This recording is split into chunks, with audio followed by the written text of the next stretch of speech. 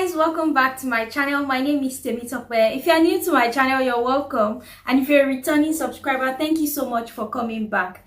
In today's video, I'm going to be reacting to The Man in Sam Manekshaw. Yes, so this is going to be my second time reacting to a Sam Manekshaw related video. I'm going to drop the first one that I did in my description box so you can catch up. So this is an interview with the legend Sam Manekshaw. So if you're new to my channel, please don't forget to click on the subscribe button and join the family. Let's get started, guys. A number of you will be joining as officers of the Indian Army, a great professional army. So Sam, tell me about the beginning of the Bangladesh war, the Mukti Bahini. Oh, Pakistan had really cracked down in a big way. The poor old Bengalis, what could they do against the Pathans and Punjabi Muslims and the army? So they started pouring into India, and Mrs. Gandhi, in an awful temper, looked at me and read out messages from the Chief Minister of West Bengal. The thousands of refugees have poured in, from the Chief Minister of Assam, the Chief Minister of Tripura. And she looked at me and said, "What are you doing about it?" "Nothing. What's it got to do with me?" She said, "I want you to do something." I said, "What do you want me to do?" She said, "I want you to march into East Pakistan." I said, "That means war." So she said, "I don't mind if it's war." So I said, "Oh, have you read the Bible? God said, 'Let there be light,' and there was light. And you say, 'Let there be war,' and there war. Are you ready?" "I certainly am not." Then I said, this was about 23rd of April. I said, "You know, the Himalayan passes are opening, and if the Chinese give us an ultimatum," and I said, "the monsoon will be breaking in a few days' time, and when it rains in that part of the world, it pours.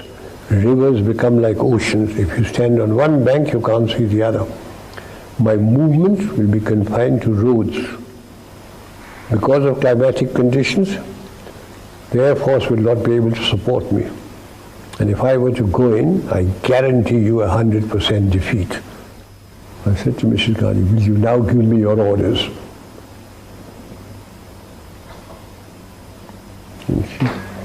And then she, "All right, cabinet will meet again at 4 o'clock. So everybody started walking out, I being the junior one. A smile on my face as I was going out. She said, "Chief, stay behind." So I said, "Prime Minister, before you open your mouth, shall I send in my resignation on grounds of health, mental or physical?" And she said, "Oh, sit down, Sam, tell me. Everything you told me is the truth?" I said, "Yes, everything I've told you is the truth." I said, "It's my job to fight to win, not to lose." And she smiled at me and said, "All right, Sam, you let me know when you're ready." What went wrong at Shimla? She went there and Bhutto made a complete of her.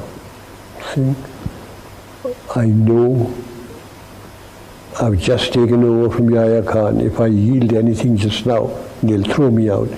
Give me a chance. In 6 months' time, I promise you, we'll settle everything peacefully." She came back and she told me, I said, "He's made a monkey out of you." I went to Pakistan about 2 months after the conflict, and they really gave me a first-class welcome. The governor, this was at Lahore, the governor invited me for lunch, gave me a martini before lunch, wines at lunch, and during lunch he said, "General, will you do me a favor?" So I said, "If I can, Mr. Governor, I will." I thought he was going to be asking me about some relation of it. He said, "My staff is outside. They want to shake hands with you." I went out. And there they were all lined up. About the 11th man took his pagri off and put it at my feet. So I picked it up. I gave it to him. ये क्यों आपने किया? कहता हजूर आप थे तो हम बच गए. मेरे 5 लड़के आपके कैदी हैं. उनकी चिट्ठी आती है कि आपने सबको कुरान शरीफ दी. वो लोग बैरक में सोते हैं, आपके जवान बाहर सोते हैं. वो लोग चारपाई पे सोते हैं, आपके जवान ज़मीन पे सोते हैं. आप जब जाते हैं हाथ मिलाते हैं सबके साथ, लंगर में जाकर खाना टेस्ट करते हैं. And he turned around, the governor was with me. अब हम कभी नहीं मानेंगे साहब कि हिंदू खराब है. And I got into trouble in my own country. The bureaucrats and the ministers complained about me. कि चीफ साहब तो उनको ऐसा रखते हैं कि जैसे उनके जवाई हैं, as if they were my sons-in-law. They complained against me, cabinet meeting, at the meeting. Mr. Gandhi looked at me, I said, Prime Minister, they were soldiers. They fought. They fought extremely well. They lost. And I'm looking after the soldiers. No, I've forgotten all about the war and everything. Sam, what was your greatest achievement in the army? Do you know, from the rank of second lieutenant to field marshal, I have never punished a man. My adjutant general, when I was the chief, and my judge advocate general used to get wild. Court martial proceedings would come to me. If they said not guilty, I'd sign. If they said guilty and punished, I'd take the file home, I'll look at it, I'll say, no, I think witness number 3 has lied, with the so-and-so thing. And they say, how can we maintain discipline with you as the army chief? You're not punished. I say, you damn chaps sit in Delhi with your wives and your children in lovely homes, and you forget what those chaps are going through.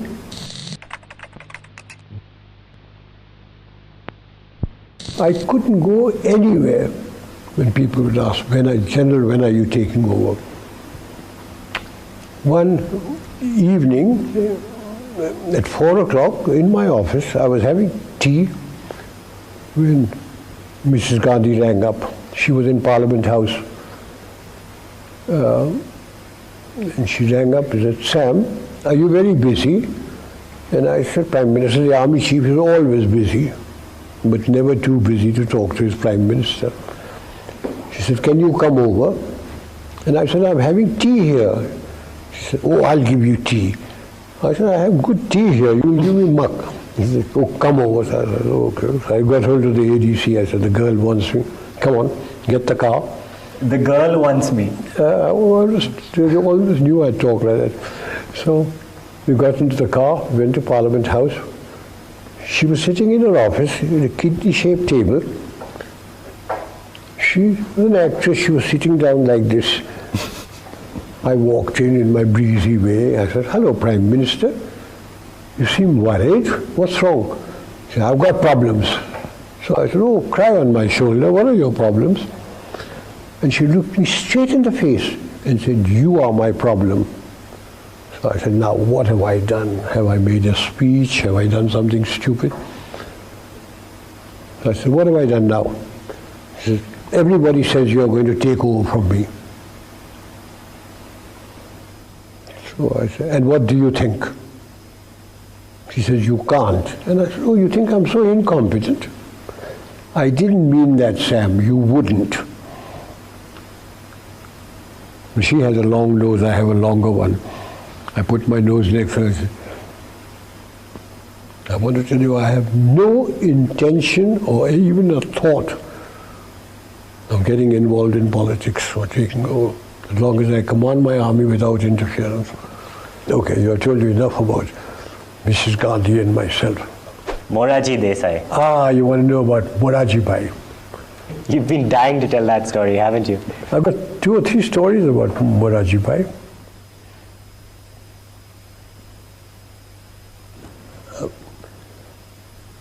When I became army chief, Morarji Bhai was the finance minister in Mrs. Indira Gandhi's cabinet. Then he became prime minister. Mrs. Gandhi lost the election, he became prime minister. One day he said, I believe you drink. So I said, yes, you mustn't drink. Very bad for you. So I said, Prime Minister. I come to my Prime Minister, he said, you mustn't drink. I go to a party and I talk to a pretty girl. My wife says, you mustn't talk to her. I'm a field marshal, is life worth living? He said, your wife is quite right.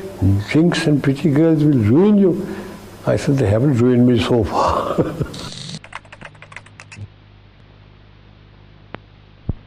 After partition, I became director of military operations, and I remained director of military operations for 3.5 years.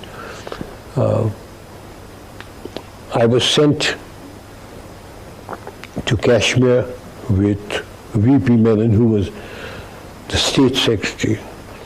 The Maharaja's army the Muslim element had revolted, the tribesmen had come in, and I was sent there with him, VP Menon, to see if he can get the accession from the Maharaja, see what the military situation was like. And at about midnight, the Maharaja signed. He kept on saying, you must send soldiers in. He said, we can't send soldiers into your state unless you accede to India. So at midnight he acceded to India. VP Menon handed over the accession papers to Mountbatten. Mountbatten looked at me. He said, Manekshaw. He didn't call him Manekshaw. Manekshaw, what's the military situation like? I said, very bad, sir. The tribesmen are busy looting and raping about 9 kilometers away from Srinagar and the airfield. If they once get in, we've lost Kashmir because we won't be able to fly troops in, etc. So he looked at Nehru, and Nehru talked and all, until Sardar Patel lost his temper. He said, Jawaharlal, do you want Kashmir or do you want to hand it over? He said, of course, Kashmir is ours now. So he said, will you issue orders? And before he could issue orders, Sardar Patel said, you have received your orders. So I walked out, and we started flying troops into Kashmir. What was your relationship with Sardar Patel like? Sardar Patel was Home Minister, and I had a good relationship with him. Every morning, VP Menon and I would go to his place, and he would be sitting down there. His daughter, Mani Ben, sitting cross-legged with a Parker fountain pen, a brown Parker pen, taking notes. And he would say, VP, I want Baroda. Take him with you. I would go as the bogeyman in uniform. When the killings were taking place in Calcutta, by British Commander-in-Chief, he came along and said, hey you, the Sardar wants you in Calcutta. So I said, why me, sir? He said, he phoned, he wants you there. An aircraft has been laid on for you. So I went there. The Sardar was with the Chief Minister, B.C. Roy. When I went in there, he said, I don't want arguments, etc. I'm going to ask you a question, I want an answer. If I hand over the situation to the army, how many Bengalis will you kill and how long will it take you? And I was a very young brigadier. So I opened my mouth. I said, sir, about 100 in about a month. So he said, turned around to Bidhan Roy, he said, thousands are being killed. He said, go and kill them, take over. And he deployed troops all over Calcutta. We didn't have to kill anybody. Everything finished. He said, come here. And in Gujarati he tells me, "Tumhe sachu nahi bolo?" So I said, what have I done? He said, "Tame कहलू कि 100 बंगाली ना मारसो ने एक भी नहीं Mario." Then he told me, he said, "Well done, thank you." Then the Chinese came into Nifa, and General Kaul was sacked and Krishna Menon was removed, and Nehru sent for me. He said, "I've got a vigorous enemy. Will you go and take over?" And I said, "I've been waiting 18 months for this, Prime Minister." And he said, "Oh, that was all a mistake. That was all a mistake. Will you go?" I said, "Yes, I'll go." So I took over the thing. And so I always say that the Chinese came to my rescue. If the Chinese hadn't come in, and if Krishna Menon and Kaul hadn't been sacked, I don't know what they would have done with me. I said, "I don't want to know what happened in the past. All I want to know is who are my commanders, where are the Chinese, how much ammunition have I got, how much oil, petroleum and food have I got. And just leave the map to be here." Mr. Deeds. After half an hour, I rang the bell, they came in, and I said, "I don't know whether I'm doing right or wrong, but these are my orders." And that was the time when the Chief of Staff took it, hat off, flung it on the ground, jumped on it. He said, "Thank effing God, at last somebody is giving orders. We have never had orders before." And my orders were that we start advancing. So were. No, Khanna, Leisure. Leisure. So Sam, tell me about when you joined the Gurkhas. Oh Lord.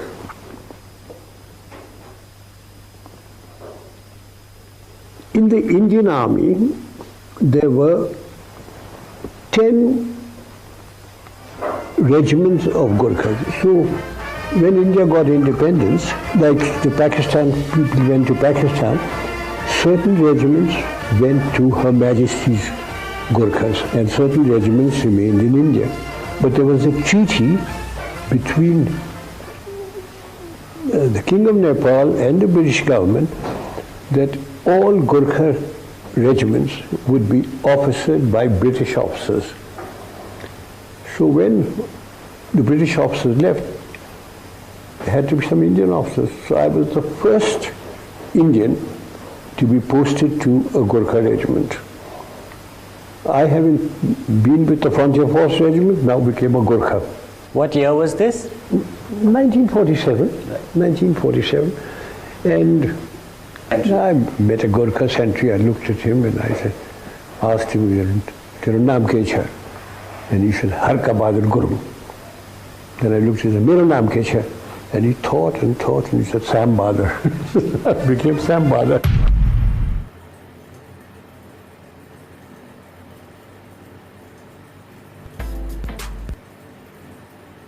Guys, that was a wonderful video. You know, before I started watching the video, I was like, oh, it's an 18-minute video. And I'm like, oh, I might get bored. But to tell you that I didn't even know when the 18 minutes passed and we just got to the end of the video. It's to show how interesting the legend was. Guys, judging by what we just watched, it's easy to tell that Sam was a great man. It was a legend. You can tell that it was very compassionate. He genuinely cared about people. He genuinely cared about people's emotions. And he didn't see war as the solution to things. If there are other ways to, you know, make things better without going through the route of war, you can tell that Sam would rather go through that way rather than killing people and just, you know, guys, I was almost emotional. May he continue to rest in peace. I love the way the journalist, you can tell that the journalist was enjoying himself. He had a great time. He had smile all over his face. Like, it was just, you know, when you are doing your job and you're just enjoying it. That was what I could tell by his facial expression and all. Yes, we've come to the end of the video, guys. If it's your first time on my channel, please don't forget to click on the subscribe button and turn on your post notification bell button so you're the first to be notified every time I upload a new video. And if you have other suggestions, kindly drop it in this comment section as well. Thank you guys for watching, and I'll see you guys in my next video. Bye.